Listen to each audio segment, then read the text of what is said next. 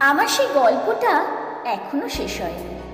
শোনো, পাহাড়টা আগেই বলেছি ভালোবেসেছিল মেঘকে, আর মেঘ কিভাবে শুকনো খটখটে পাহাড়টাকে বানিয়ে তুলেছিল ২৬ বছরের ছোকরা, সে তো আগেই শুনেছ।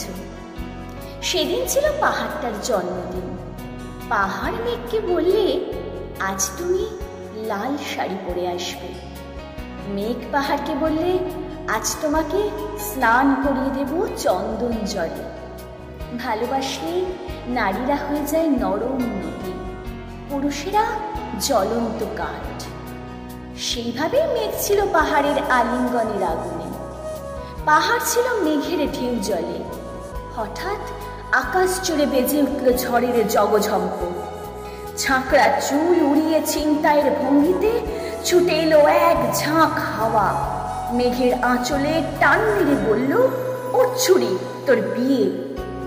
এখনো শেষ হয়নি গল্পটা। বজ্রের সঙ্গে মেঘের বিয়েটা হয়ে গেল ঠিকই, কিন্তু পাহাড়কে সে কোনোদিনই ভুলতে পারল না। বিশ্বাস না হয়তো চিরে দেখতে পারো, পাহাড়টার হাড় পাঁজর ভেতরে থই থই করছে শত ঝর্ণার জল।